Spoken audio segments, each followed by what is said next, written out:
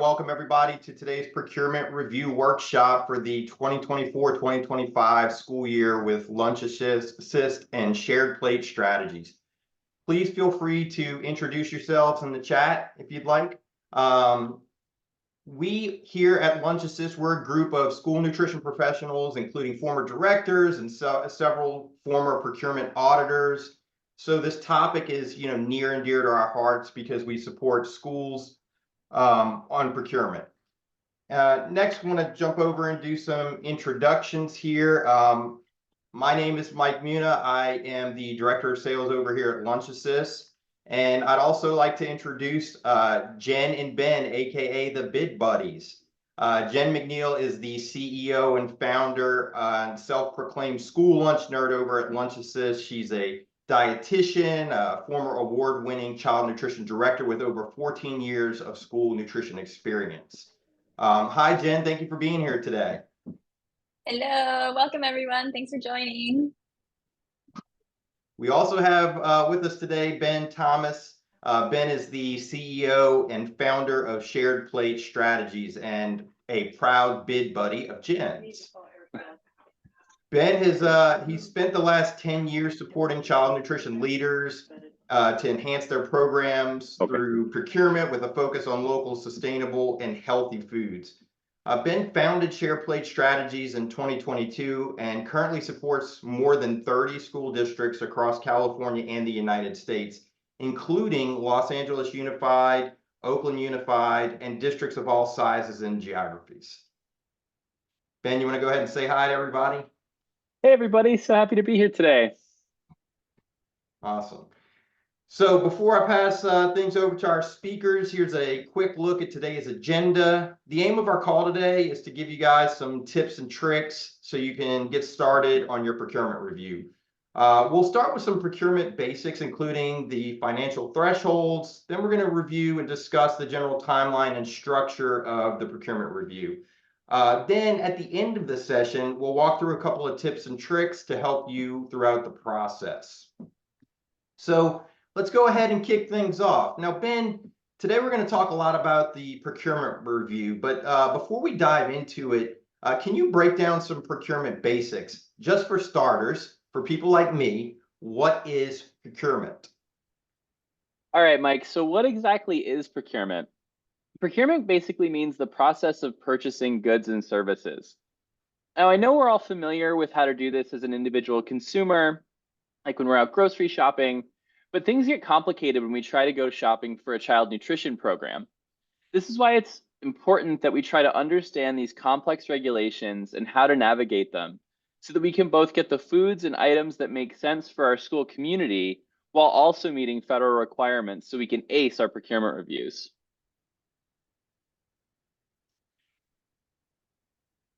First, we'll go over the three major methods of procurement. And those are micro purchases, small purchases, and formal procurement. These purchasing methods are required for different procurements based on the amount of the purchase, time frame, and the strategy for what each district is trying to accomplish when they're purchasing. Understanding each procurement method allows school food buyers to meet their goals and meet federal guidelines. So we think of them as the tools in our Bid Buddy toolkit. Awesome. Thanks, Ben. That was a great way to kind of break it down for us. Now, can you dig in a little deeper into those three methods that you're talking about of procurement for us? Like, what should everybody know about it? Absolutely. So we'll start off with micro purchases. Micro purchases are allowed for under $50,000 a year. This was a recent change back in December 2021, allowing school districts to go from the previous and still current automatic threshold of $10,000 per year up to a $50,000 a year threshold based on a self-certification. So in order to self-certify, a school district has to qualify as a low-risk auditee. They have to include this update in their procurement procedures, and they have to have a self-certification letter, which LunchAssist has a fantastic template for, and we can include following this webinar. that states that the district has a justification for why they want to certify as at the $50,000 micro purchase threshold, that they certify as a low risk auditee, meaning they haven't had any major findings on their previous audits or have smoothly passed their annual internal audits. And that's a self-certification that they keep in-house and sign each year. We also encourage that for micro purchases, which are $50,000 per vendor per year, that those purchases are distributed equitably as much as possible throughout the purchasing for each product.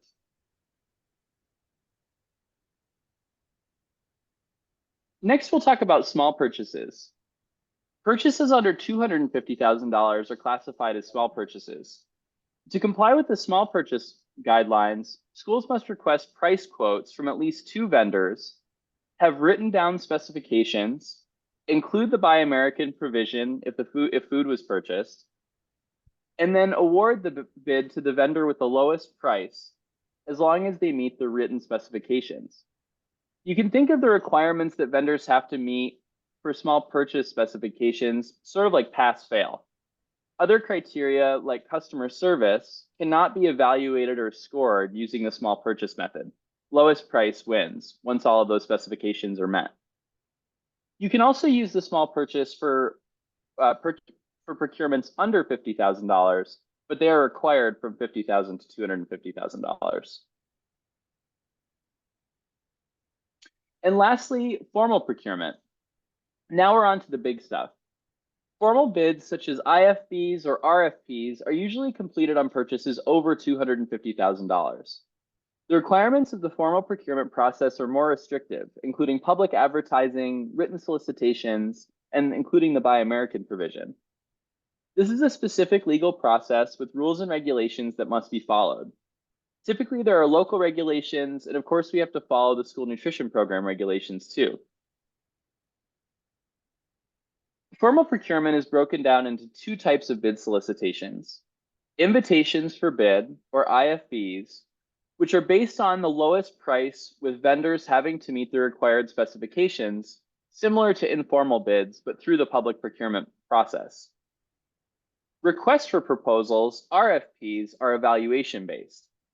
Price has to be the biggest factor of the scoring criteria, but bids are evaluated on highest score based on the criteria set out in the bid solicitation. Awesome. So now we know about the 3 methods of procurement. Next, I want to hop over to Jen, and I want to talk about, what is a procurement review? Jen, can you explain that for us? Yes. Let me find my unmute button. All right, cool. So yeah, that was such a good overview, Ben, of like the different procurement thresholds, and that's what we really need to know to give us like that context as we go into into the procurement review. So let's talk about the procurement review now. That's the big thing, and it's something that is actually kind of newer. So USDA procurement rules have been around for a really long time, but it's only within the last 8 years that there's been this procurement review where you're actually audited on them. So like when I first started my career in 2010, it was kind of the Wild West with procurement. So it's changed a lot since that time. And now we have to be a lot more mindful about how we're working around our procurement rules because we do get audited on them. And so, yeah, excited to talk about this today. One thing I want to mention up top is that remember that the procurement review is going to be looking at all of your purchases made from the nonprofit school food service account. So if you're in California and you have KIT funds, I think most everyone here is from California, but there might be some folks who are out of state. In California, we have our KIT funds. Most folks did store them in the general fund. So any purchases made with KIT funds are not going to be subject to the procurement review as long as those were stored and everything went in and out of the general fund. So just keep that in mind. That will help you out as you're thinking about preparing your documentation. And I want to just touch briefly on the timeline here. So in California, schools were notified of the review just a few weeks ago. So you can check to see if you're on that list. But even if you're not on the list, you'll have a procurement review at some point, right? Everyone gets one at least every 8 years in California, and it's every like 3 to 5 years in other states. So in California, everyone was notified. And then the way the timeline is going to play out this year is that on September 3rd, CDE is going to send an email that gives you an initial documentation request. And that's going to tell you everything that you need to prepare for part 1 of the procurement review. That initial documentation is going to be due on October 2nd. And then essentially the way it works is you submit all this documentation on October 2nd, and we'll go over in just a moment what that documentation is that you're going to have to submit so you can kind of get a head start. But on October 2nd or before, you'll submit all that documentation. And then you just kind of wait. And you might hear back right away, or you might not hear back until May. So it just varies. Sometimes folks don't even hear back for, you know, the rest of the school year until May or June, and then their procurement review picks back up because the state's really busy and they have a lot of reviews.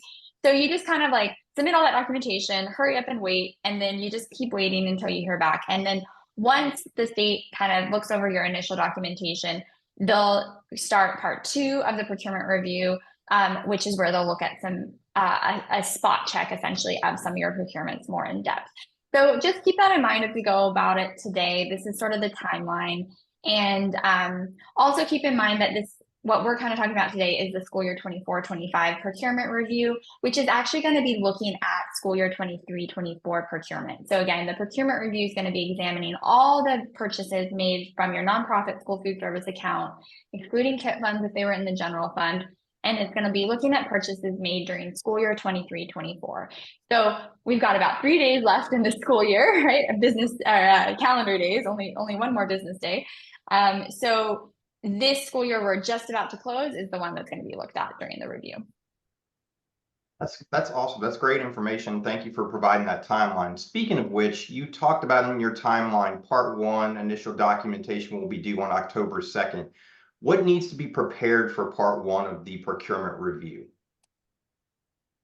Yeah, so part 1 of the procurement review is essentially going to be looking at a handful of documentation, a lot of which you can actually get kind of started on now. So that's one of the reasons I'm excited to meet with you all today, because it's stuff that you sort of can have in your head and like maybe start to get organized this summer as you have some downtime. So you can see here on the screen the things that are going to be due on October 2nd. So this is all that you're going to have to submit on October 2nd. And so let's take a look at them kind of one by one. So your code of conduct, this one, there's a template in CNIPS, and we also have a template on LunchAssist Pro. My little hot tip for this one is to make sure that you've signed and dated it for July 1st, 2023, because when they look at the review, they're going to be wanting to make sure that they're looking at the code of conduct that was in effect for school year 23-24. So that's something that you can do today, maybe, so that you've done it within school year 23-24 and it's effective for this school year. They're also going to be pulling a copy of your procurement procedures. So similar kind of deal. You want them to be the procurement procedures that were effective for school year 23-24. So if you don't have procurement procedures or a code of conduct, that's something that you might want to do before we close out this week. And you'll want to make sure that your procurement procedures are updated with the thresholds that you are using. So if you've self-certified for that 50,000 micro-purchase threshold, make sure that your procurement procedures also say that, and they don't say the old or, you know, the threshold that's in effect if you don't self-certify, which is 10,000. Next up is co-op or group purchasing agreements. So if you're in a co-op, you should have some sort of an agreement. We do have a template that we'll send out in our follow-up email as well. So I think basically you're just going to want to have some sort of agreement if you're in any co-ops, or if you have, I don't typically see people with GPO agreements. I don't know, Ben, do you normally see that? I think I've mostly just seen co-ops. Yeah. Okay. Same. Yeah, the GPOs are less common in California. So yeah, if you don't have one, like I said, you can reach out to your co-op lead. They might have an agreement that you're not familiar with, or you guys might want to use that template to put one in place.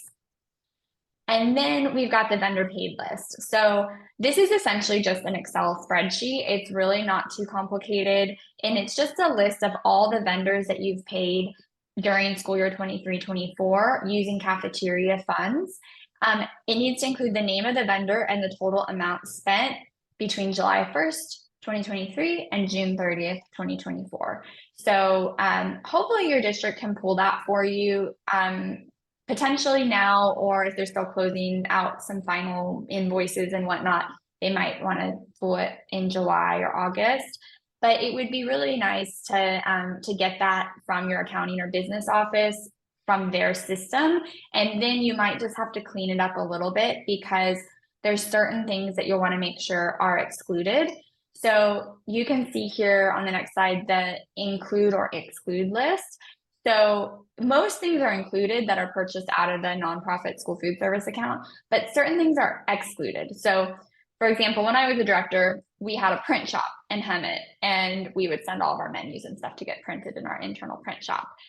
That doesn't get included. So any in-house, like, if you have laundry services, or if you have a print shop, or if you get fuel or any fuel, whether it's from an internal like bus barn, or if it's from a gas station, you can exclude that. You also get to exclude things like utilities and permit fees to your health department, because how could you properly procure those things? It's not a free market on utilities. And also reimbursements to staff. So if you've had staff that had to run to the grocery store for something and you reimburse them, that's not included. So there's a specific list of things to exclude. And again, just go ahead and exclude anything purchased with kit funds, as long as those kit funds were in the general fund. If your kit funds were in the school food service account, which I know a couple of people do have that situation, then you do need to include kit funds. But it's just, if they were in the general fund, you don't include them. So that's kind of what you need to know about the vendor paid list. Now, the next thing is the procurement table.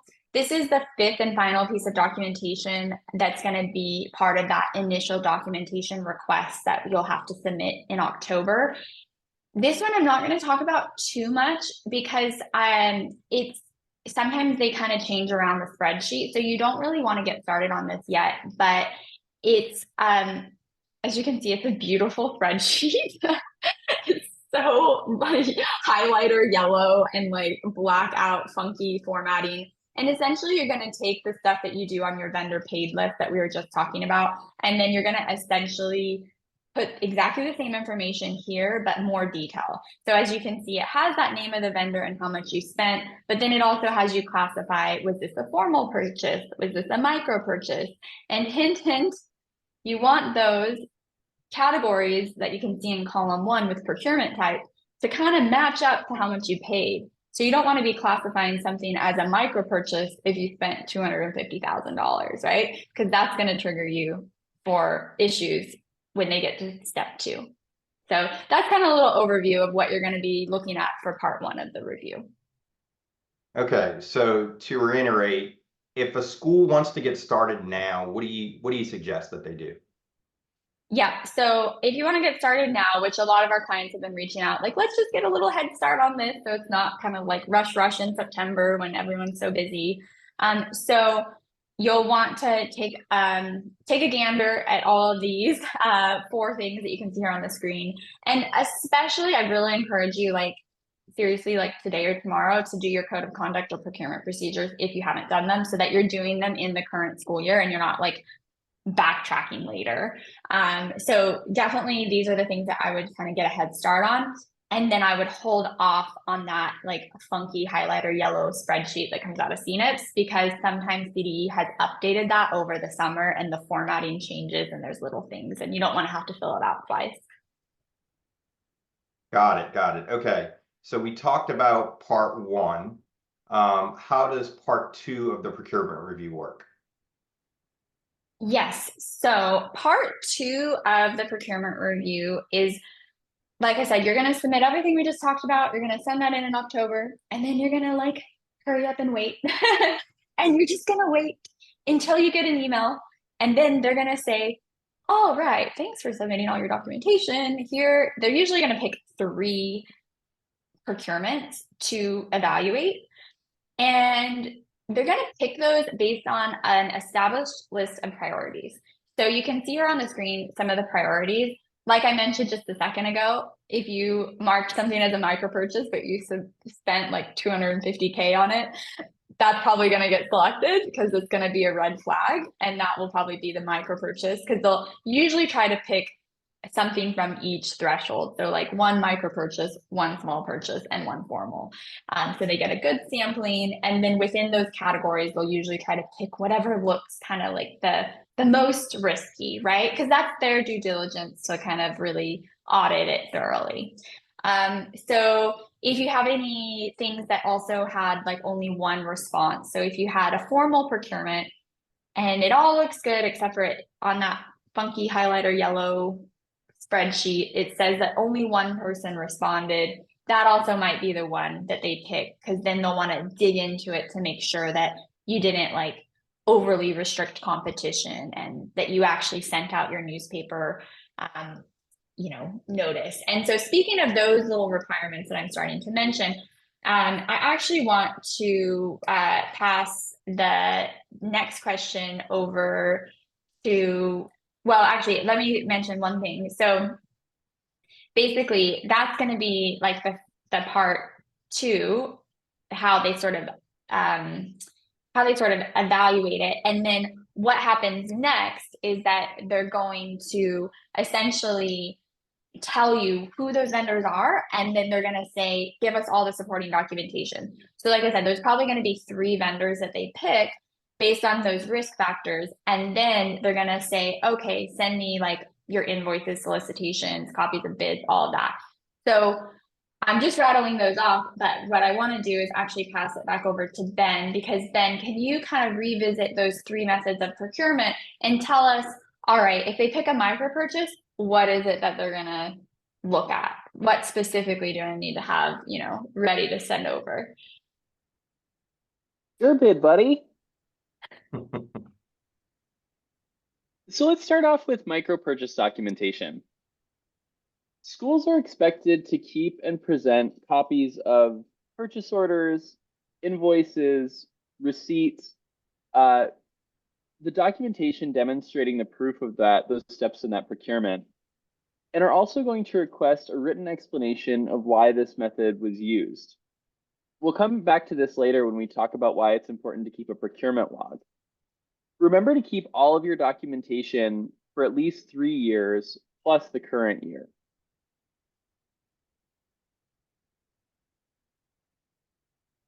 Now, for small purchases, the state will require the solicitation documents, including your specifications or the requirements that you asked of the vendor.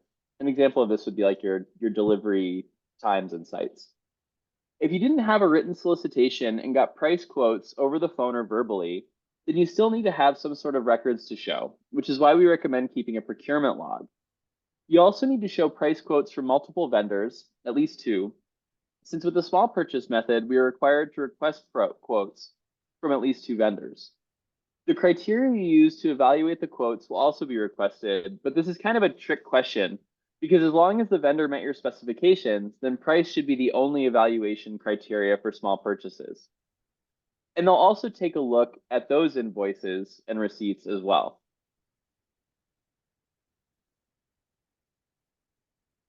And lastly, if you have a formal procurement selected for review, they'll take a look at the proof of advertisement, such as the receipt from your local newspaper, as well as the solicitation documents, including your specifications and evaluation and scoring criteria, as well as your contract terms and vendor certifications like the anti-lobbying certification, to make sure that you have all of the required provisions in your contract documentation. Awesome. Thank you so much, Ben, for that. So now we know about the different documentation that's going to be required. Next, I want to go back to Jen for a minute. Jen, I know this is a question everybody probably has. What are some common procurement review findings? Can you go into some of those? Yeah, definitely. And I always think this is like a good way to learn too, is like, obviously we all love to learn through mistakes hopefully someone else's mistakes, not our own. But we've seen a lot of the issues that have come up along the over the years, and that's kind of like one of the big ways I've learned is like through going through these with clients and seeing what happens. So just some easy ones right off the bat that like, please, I don't want anyone on this call to have these signings because you've been warned, and it's very easy. Just make sure that you've got your code of conduct is dated for this school year, and that it's signed and is dated for July 1st, 2023 as your effective date for your code of conduct.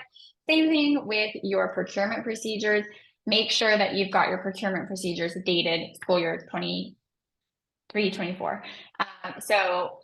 other thing with your procurement procedures is that you're going to want to make sure that you've got those thresholds updated. So I know I mentioned that a few minutes ago, but that has been something that we've seen as findings where it's just not lining up. And then micro purchases. One of the things that's been an issue recently with the micro purchases has been a couple of things. So number one, biggest issue has been folks using the $50,000 threshold without self-certifying. So the self-certification template that we have, and we'll send that out to you in the follow-up email, and it's already on LunchAssist Pro that you can download now if you want.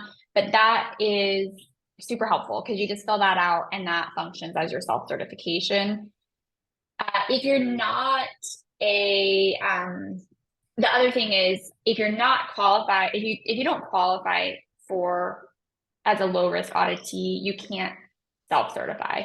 So just keep that in mind as you go through, especially this next year. If you don't qualify as a low risk auditee, the way you find that out is by going to the Federal Audit Clearinghouse. I know that Camille and Rochelle from our team are in the Zoom room. Maybe they can put the link to that if you want to look up your district to see if you qualify as a low risk auditee.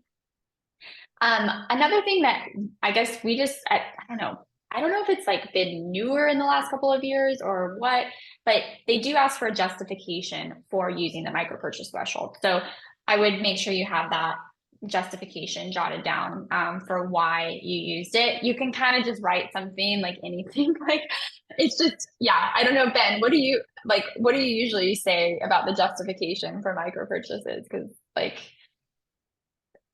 it's kind of a tricky one, isn't it? Yeah, I would keep it as simple as possible in whatever the case is, but I often think of what for whatever whatever the school district is purchasing that I'm working with, what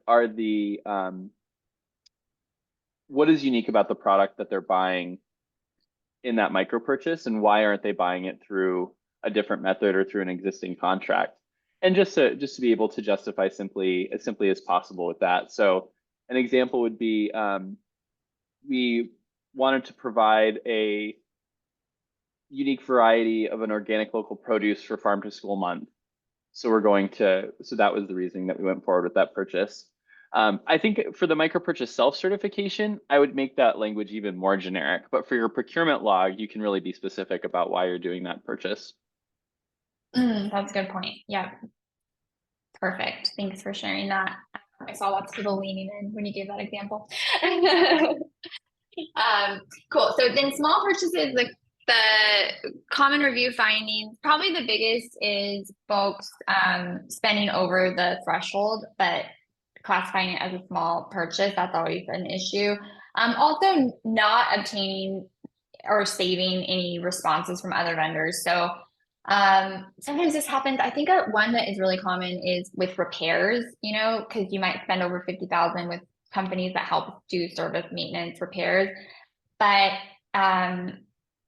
the district didn't save they know that this place gives them the best hourly rate. So they did quote it out, but they didn't have that all documented out. So just having notes, even if you do phone calls to get your 3 bids and a buy for the small purchase, then you just still want to have a little bit of a procurement log. And we'll talk about that more in a couple of minutes.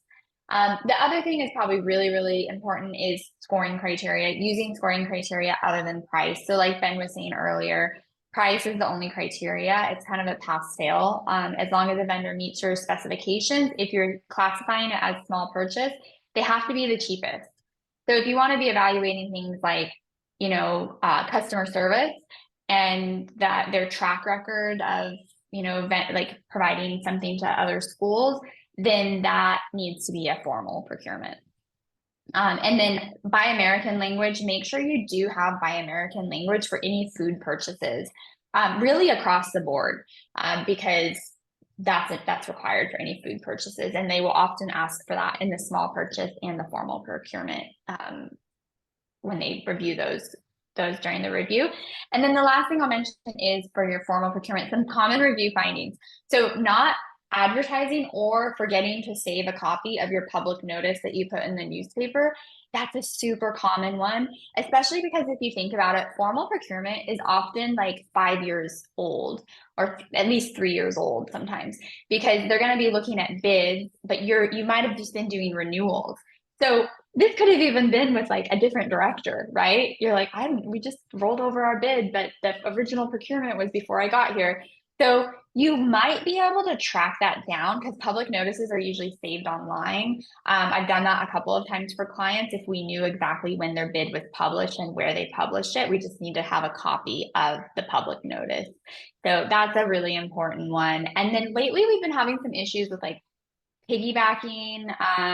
So remember, if you piggyback onto another bid, you really need to have copies of that original solicitation, even though it wasn't your district that did it. And there's some other requirements that they're now asking for on piggyback. So that may be something that comes up in the review. So those are some of my like at a glance. I could probably talk about this for an hour alone, just all the things and what to do to prevent it. But yeah, those are some top of mind ones that I wanted to share. No, that's great. That's great information. I'm glad we talked about some of those, and now people know some ways to avoid some of those common findings as well. Now I want to hop back to Ben for a second here. Speaking of ways to ace your audit, right? Let's talk about some tips and tricks for acing your review.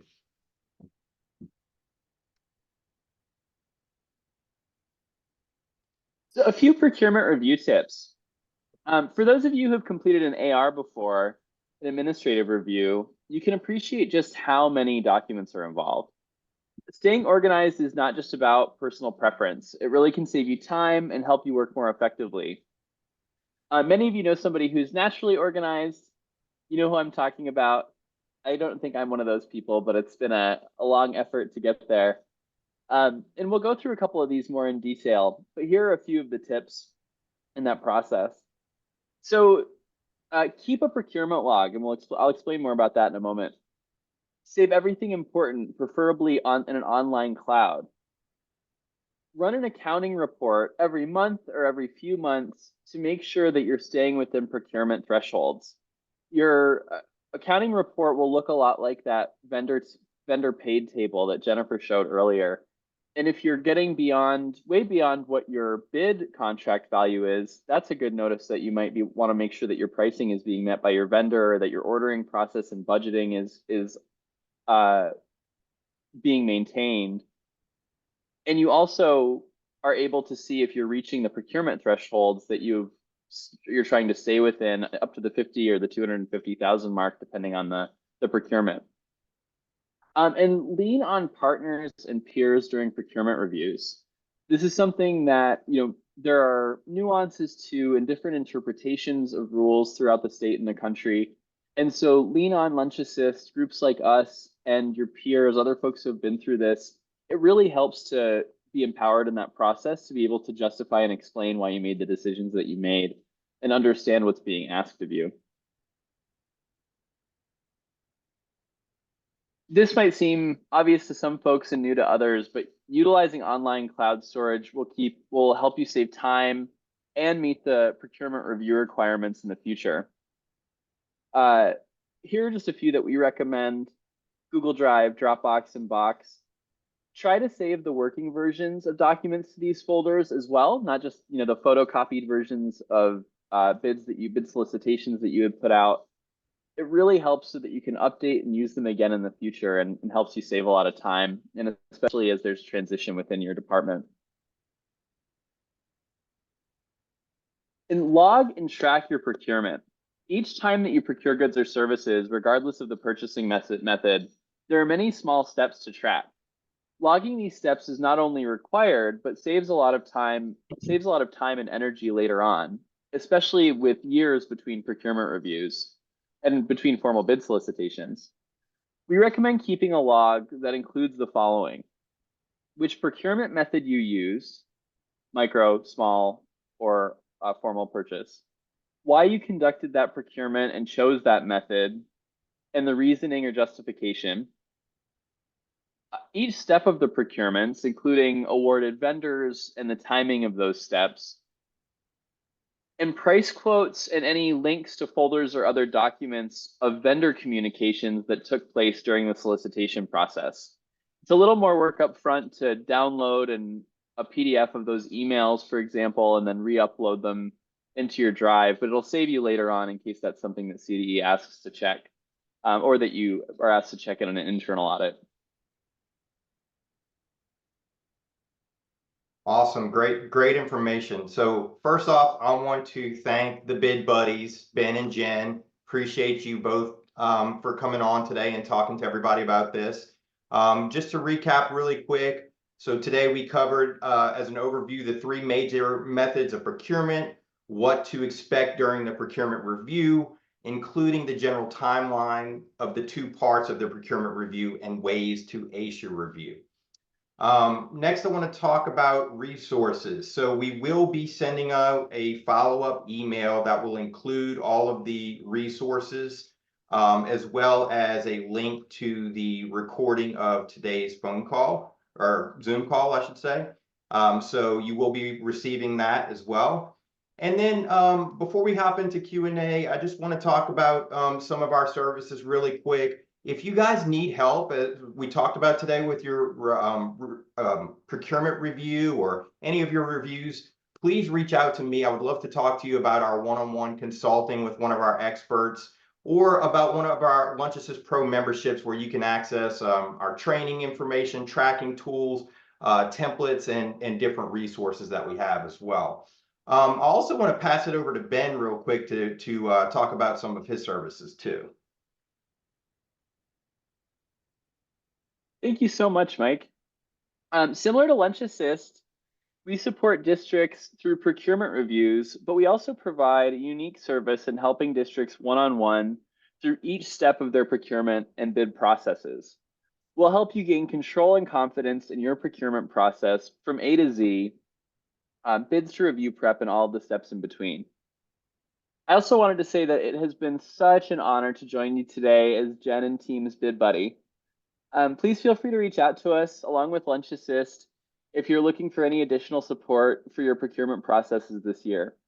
We're always happy to answer procurement questions for any school district anytime. And here's my email in case you want to reach out. Awesome. Thank you, Ben. And thanks for joining us again today. So with that, we'll hop into our Q&A. Looks like we've got some questions already in the chat that have been answered. Emma or Jen, do you want me to go back through those?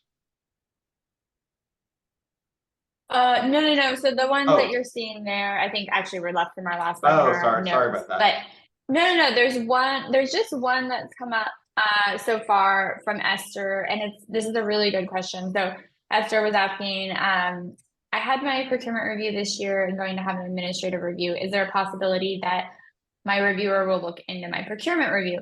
So that's a great question. And I think it speaks to how the reviews, we have so many audits. So how do they all kind of play nicely with each other? So you've got your administrative review, and that's going to be managed by an entirely different team at CDE than the procurement review. So the procurement review is actually going to be 100% remote. It's considered like a desk review, and it's going to be managed by someone at CDE that only works in procurement. So they won't necessarily even be talking to the to the administrative review team. The administrative review team is usually at least 3 different people. You've got your reviewer who comes in person. You've got a reviewer who does financial management, and then oftentimes there's another reviewer that does the offsite assessment. Sometimes there's even a fourth person that helps with like applications or menus. So potentially if Esther, like poor Esther, oh my gosh, okay, you may have like 6 people at CDE that you're communicating with on your 2 different reviews this year. This is part of why we love doing what we do, because we help kind of like contextualize different stuff for our clients. You're getting emails from like 6 different people at CDE. And you know, they just have a big team. There's a big state for them to audit. So that's, you know, that's just how it works. That they've got a lot of different people working on specialized areas. But chances are you're just going to have, you know, a couple people working on the procurement review and then a couple people working on the administrative review, and they'll be pretty much separated out. And if you have a finding on one, it doesn't like trigger anything differently on the other.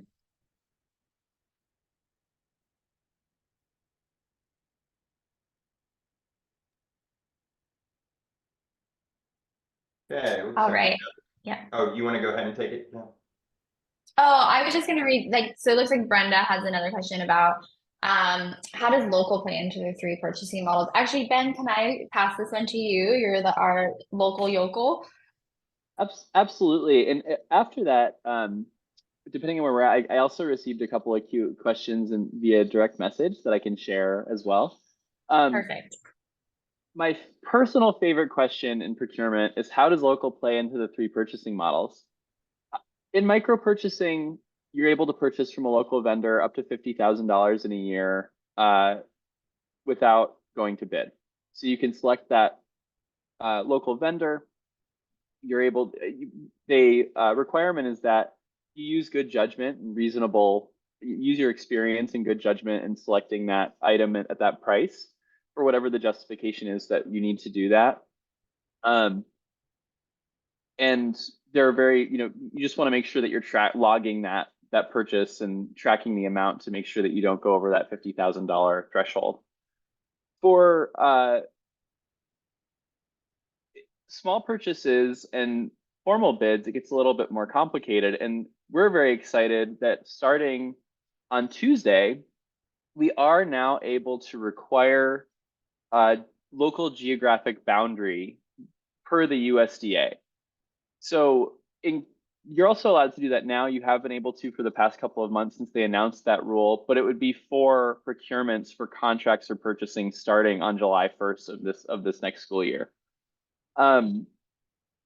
You're able to, for example, say that we're in the case of a small purchase or a formal purchase, that we want to purchase these items within a geographic boundary. So for example, we only want to purchase produce from within California.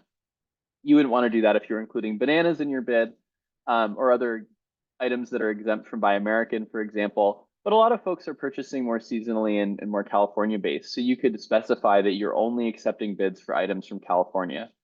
You can do that in a small purchase as a requirement, or in an RFP and a formal bid as a requirement. The last thing I'll just mention is that we still have the option for geographic preference. So you're able to say in your RFPs, and then I'll say one other quick thing and I'll wrap that up. But in your RFPs, you're able to say that you'll give additional points to vendors who are able to provide local produce.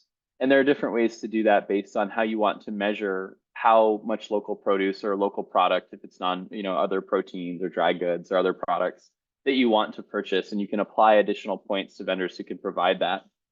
And then the last thing I'll mention is that in informal bids, in the small purchase threshold, that you are able to ask, when you solicit your 2 quotes, you're able to ask vendors that are providing local product. And so by default, you're strategically purchasing local product, whether or not you have a requirement in your bid to do that. And then the bid would go to the lowest price in that case.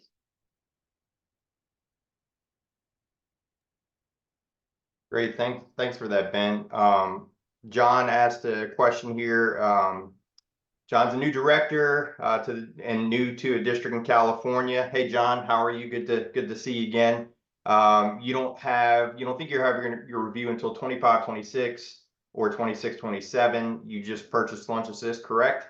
Will we help you through the review process? So You guys right now have a LunchAssist Pro membership, which will give you access to all of our training videos. We're getting ready to come out with a series on procurement that would be accessible in the training library if you wanted to utilize that.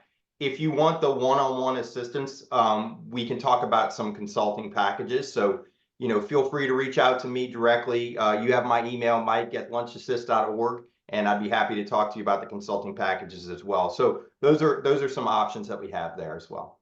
Okay. Brandy said, what, if any, are the penalties for the procurement review findings? Yeah, I can take that one. So if you have a review this year, so 24-25, based on your 23-24 procurements, this is the 8th year of an initial 8-year cycle. So it's the first cycle for California that they are still on what are called technical assistance reviews. So if you're this year, Brandy, you're not gonna, and you have, let's say your procurement is all over the place and you're like, you don't have to worry too much because you're just gonna have a lot of technical assistance. It's like they write you up, but it's not a finding. It doesn't become a repeat finding in the future. It's just technical assistance. It's basically like, hey, FYI, you need to fix this and you need to fix that. Now, that being said, starting the following year, so 25-26, those are going to move into proper reviews with findings. And that's already happening in other states. I think California is probably the only state that's still on the initial 8-year cycle. I don't know if I can put Rochelle or Camille on this spot because I actually don't know what happens once we're into that proper, procurement review with findings, which starts in 25-26 in California. Are there fiscal penalties, or how does it work with a procurement review that's not technical assistance based?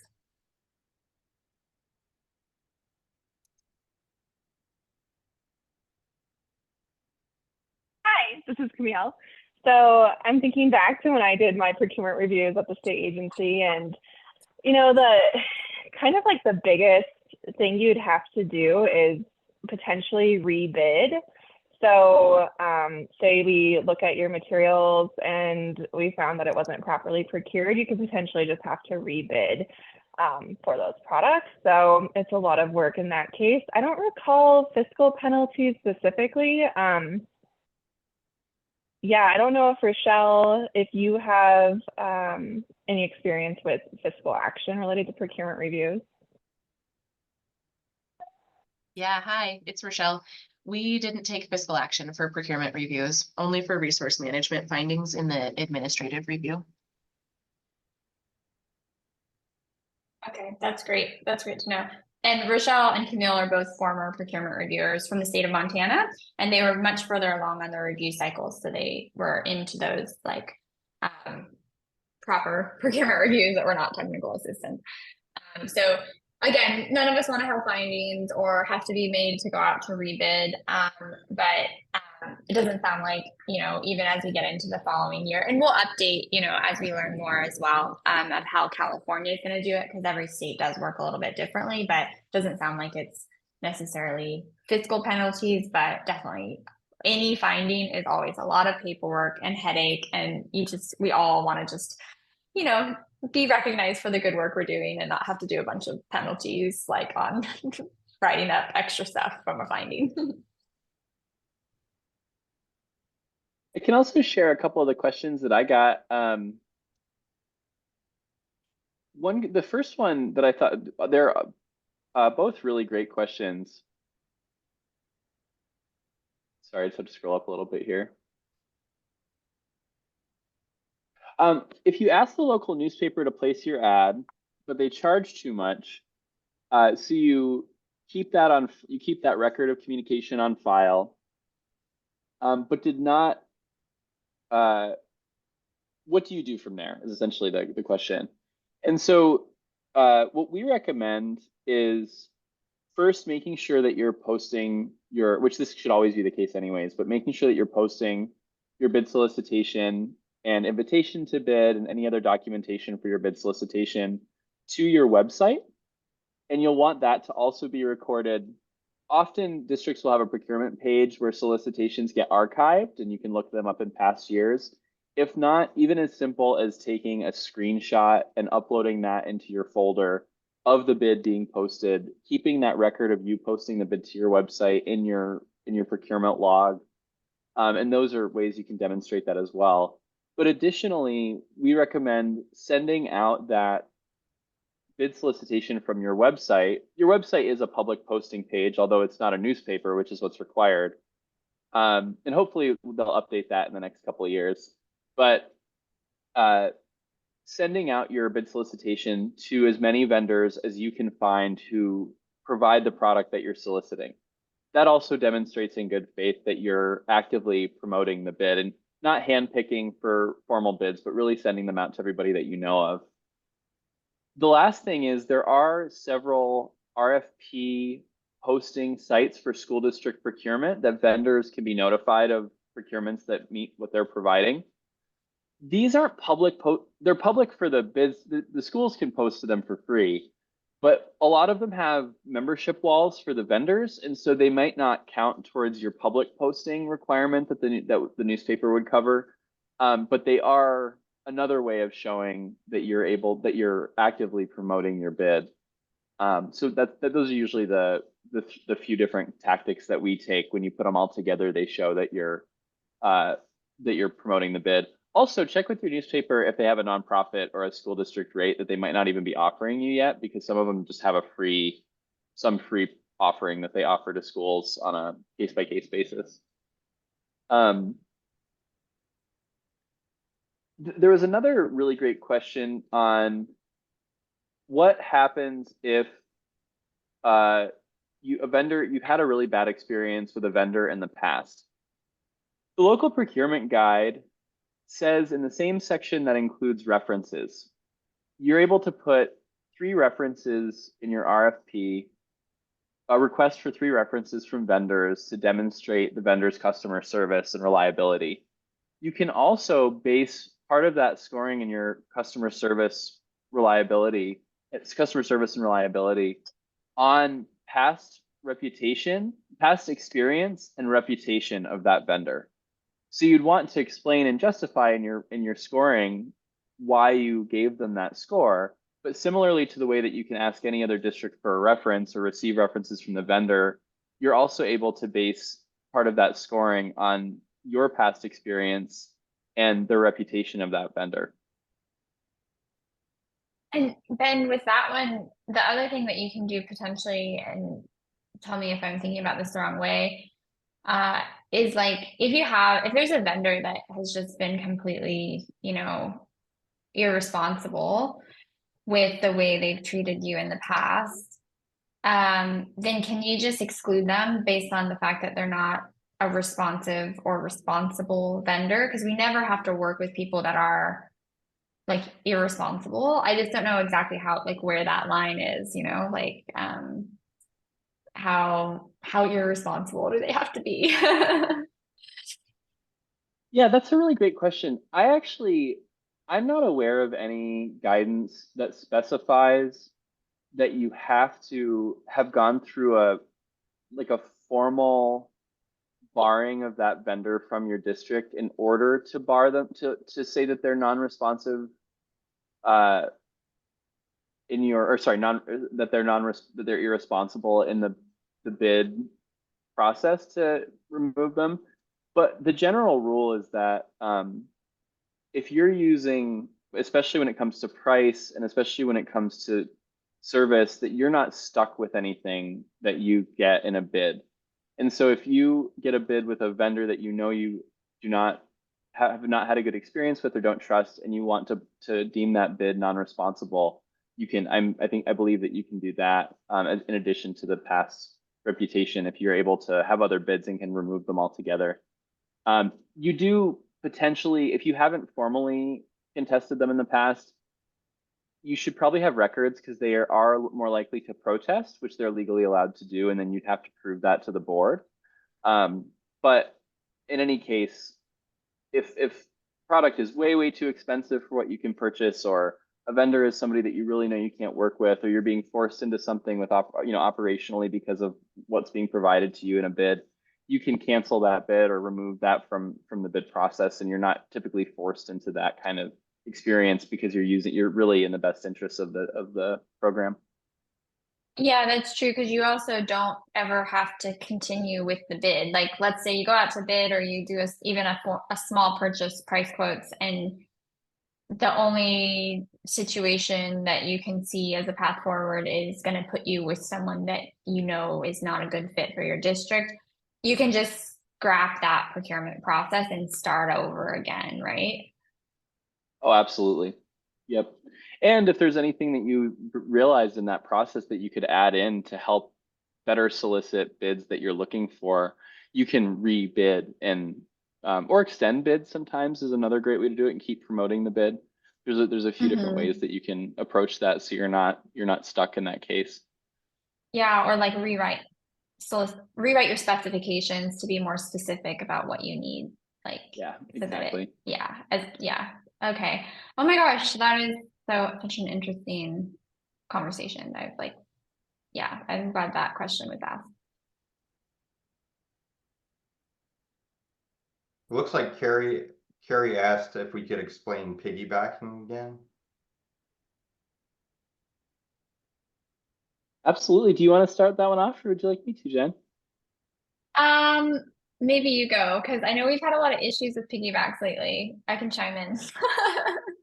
Yeah, that sounds great. A piggyback is used to temporarily, there is a actual formal language to this, but the summary of it is that if you want to temporarily adopt another district's bid and mimic that contract of another district, as long as you are the value of your purchasing is less than the value of the purchasing in that contract, in that bid that the other district has.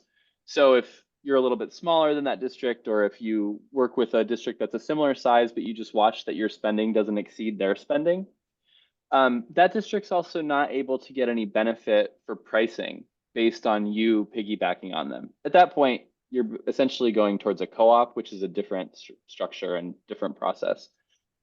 A good way to think of piggybacking is if you want to try out a vendor for a year, or something's going on that you aren't able to go to bid right away,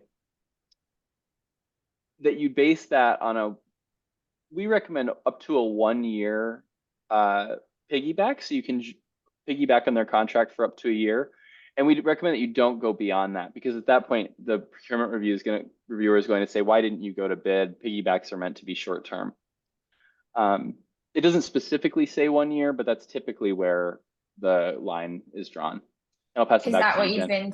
That's what you've been seeing in the review process with like the feedback from CDE? Yeah, and if you want to go for another year, I would recommend just asking CDE at that point and explaining your justification if you have a good justification. So they basically don't want you but piggybacking to like circumvent your own procurement process, like for multiple years. You're usually safe with a year. And then the other thing that we've seen is that folks have, so now CDE's been asking for essentially like an MOU, or at least like an approval of some sort, so that, like, let's say like my school district wants to piggyback off of Ben's bid. A lot of times I wouldn't have known about that from Ben. I heard about it from the vendor that's like, oh, like Gold Star will be like, here's Fontana's bid, you can just piggyback off of it. But the proper way is actually supposed to be for like the school district that wants to piggyback to actually go to the district that wrote the bid and say, hey, is it cool if I piggyback onto your bid? Is that what we've been learning? I mean, and that's something that we've also been like trying to sort out with federal guidance, that we just sharing what we've been learning from CDE's practices, not necessarily like exactly how it's written in the Code of Federal Regulations. Yeah, that's something we're still getting to the bottom of as well. But basically, we recommend that there's an acknowledgement between the districts. You can include the vendor in that as well. That says everything that the piggyback clause says, the few criteria that I just mentioned. And we'll also just mention the piggyback clause needs to be in the original bid solicitation that led to the agreement and the contract that you're piggybacking on. Most of the time, the vendor checks a box to say that they approve of that. You can also include it as a requirement. But if there's no piggyback clause in the original contract, you're not allowed to piggyback on it. Yeah. And then I just got another message that said, interesting because someone who attended the recent CDE resource management procurement training said that their trainers were encouraging piggybacks at the training as well. We know that training brought up a lot of questions about procurement and resource management and what you need to do. And yeah, it's definitely, I think piggybacks are also, you have to be careful because you need to save all the original solicitation. When you get reviewed, they're going to ask you for the bid and like you didn't do the bid. So if you do piggyback, you really do want to be communicating with that district that did the bid because you need to vet that like they actually sent out a public notice, they scored it properly, all of that. Because by piggybacking, you now become like kind of responsible come review time for their procurement that they did. So interesting. Yeah. All right. Well, I know we're right at time, a couple minutes past. Thank you all so much for joining us. Mike, do you want to wrap us up? Yeah, thank you, everybody. We really appreciate your time today. Again, I want to thank Ben and Jen, our bid buddies again. And yeah, we'll see you guys next time. Y'all have a good day. Thanks everybody. everyone. Thank you. Take care. Thanks, Yeah. LunchAssist team. Thanks, Bye. Ben.